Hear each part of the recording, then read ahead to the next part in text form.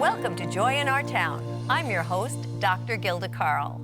Today's issue is youth, and our topic is youth overcoming. Joining us is J. Caleb Perkins, founder and president of Remedy Network Incorporated. Remedy Network, that is great. Thank you so much. It's great to be here, Dr. Gilda. Thanks for having me. What is Remedy Network all about? Yeah, well, Remedy Network is basically a media platform designed to help people overcome their issues by sharing their story and then pointing them to solutions for millennials here in New York.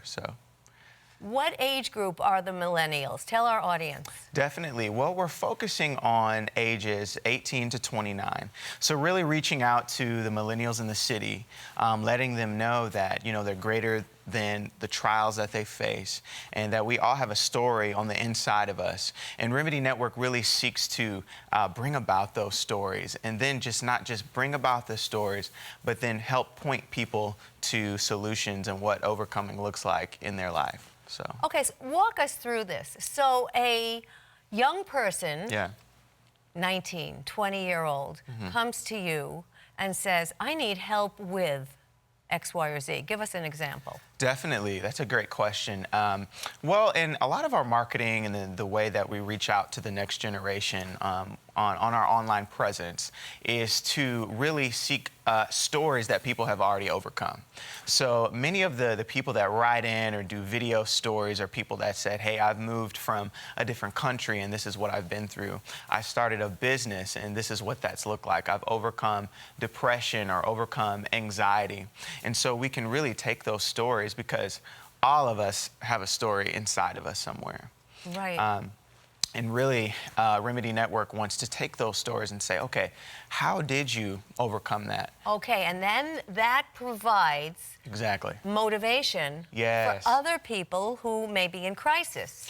Most definitely. What we like to call it is the transformational effect that goes past the like button. Right? Because there's so many ways to share your story. There's Facebook, there's Twitter, there's Instagram, different ways. But what really is that transformative effect that says, after we've shared, how can we put tools in the next generation's hands to walk out what freedom looks like for them? Oh, that's exactly right. It's one thing to share, and most people do walk away after they've shared. Right, But it's another thing to say, okay, now how are we going to grasp what we have just heard? Definitely. And create tools to help the next generation. You got it. You got it. Oh, well, I'm joining Remedy Network. That's right here. Well, this is phenomenal. Yeah. Okay, so what kinds of issues do you hear? Yes, most definitely. Well, the biggest issues, Dr. Gilda, that we've found is really depression and suicide in New York City. And what we found is that every 5 hours, someone commits suicide in New York. Are they millennials? Most of them are millennials or come from that age bracket. What do you think is the major reason? You know what? We've done studies. I think a lot of it comes from just home factors, home issues. A lot of it starts with families and things that are happening in the home. And then about 500,000 New Yorkers are struggling with depression. And it's really interesting to see those numbers come from people so young. And innocent, and with their whole lives to live. Definitely. Really, how it started was I was working in corporate America after I graduated from Oral Roberts University. And on my lunch break, I read about Khalif Broider, who was wrongfully convicted of a crime in the Bronx, sent to Rikers Island on solitary confinement for 3 years. Ooh.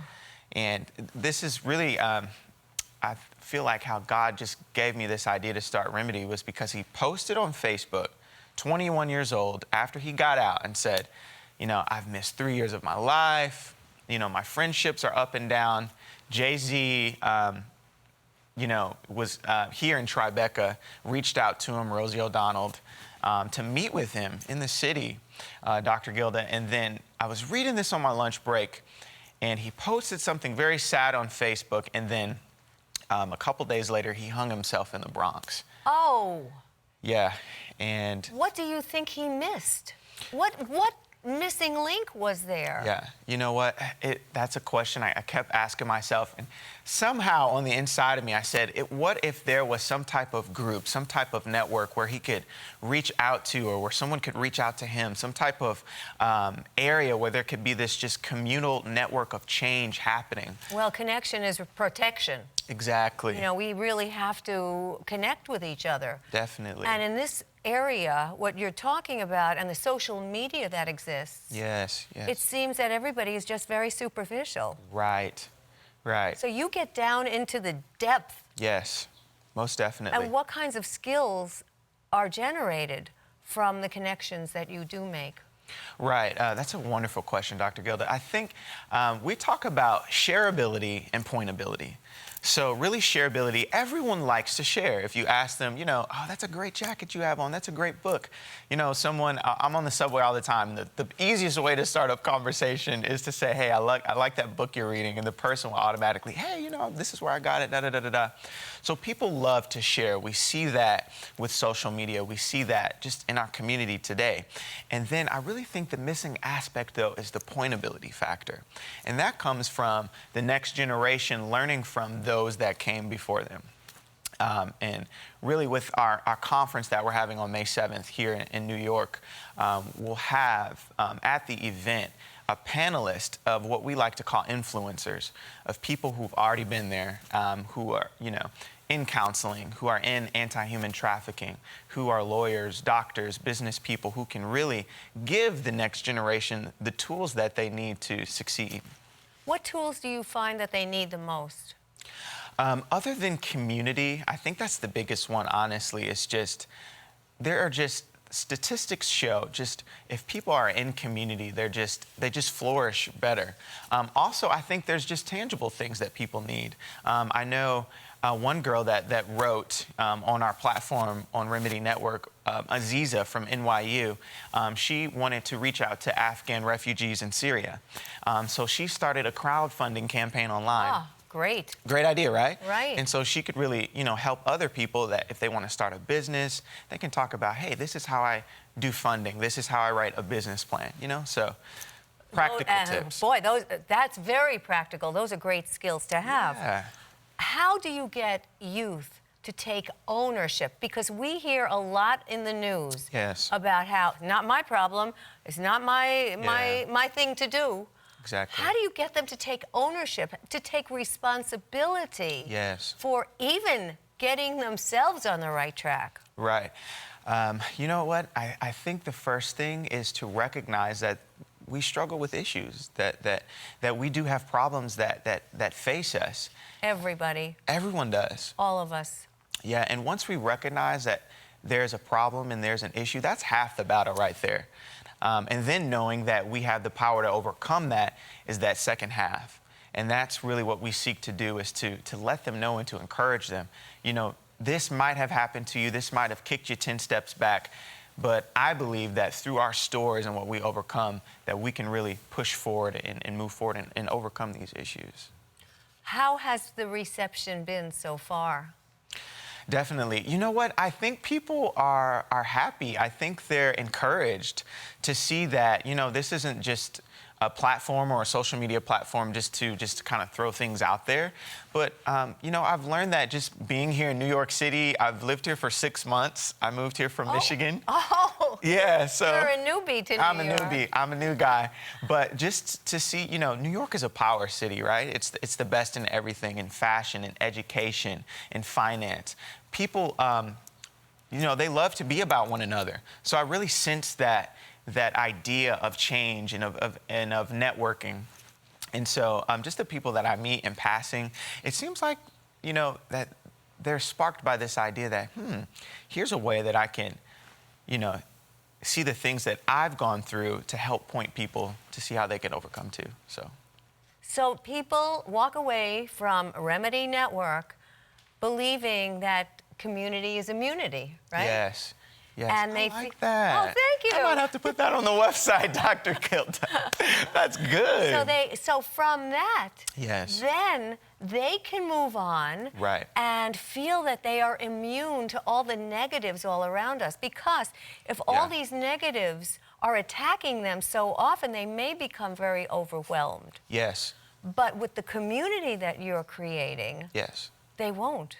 Most definitely. And really, our focus is really to raise up that next generation leader. So at our event, what we like to do, if they resonate with a story and they're in the audience, let's say if it's depression or anxiety or starting a business, we would raise them up and say, okay, if this resonates with you and you have the tools to help point people, at our next event, you would be the facilitator. You would help facilitate that event. Great. Really give that person a platform. That's empowerment. Yes. So is this all online? Yes, it's all online. We focus on our online platform, but then again, our events. And we have year-round events where people would come, millennials would come, and then we would have, we really like to implore our panelists, which really the next generation can learn from those that have come before them. And so, yeah. Well, this is great. This is great Thank you. stuff. Thank you. In your own life, Yes. what got you to do this? Oh, man. It would be my faith in Jesus. Oh. Just to know, like, when I went to college, I was really struggling with a lot of things. I had struggled with pornography for years and just really things that I felt like I couldn't overcome. And it took a conversation with a friend of mine who said, hey, how are you? And I gave him a really superficial, oh, I'm great, God's good and everything. And he said, no, really, how are you? And Wow. yes, for me to But just... wait a minute. Right. Talk about the millennials. This guy, this friend of yours, has to be commended. Yes. Because he really wanted to know how you are. Exactly. Genuine. And that conversation really opened up the door to just being open and being transparent.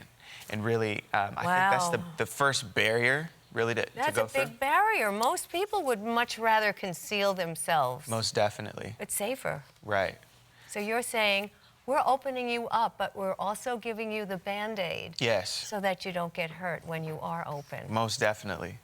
That's Wow. it. You got it. So if you leave our audience with one point of advice, Right. what would that be? I would say that no matter what you're facing, you can overcome that. But don't just leave it at overcoming. Help someone else cross that bridge. And then in that, we're building a greater America. We're building a greater world. And we're building people that can really transform their communities and the world they live in. That's beautiful. Thank you, J. Caleb Perkins of Remedy Network, for being our guest today. Thank you, Dr. Gilda. Thank you for watching Joy in Our Town.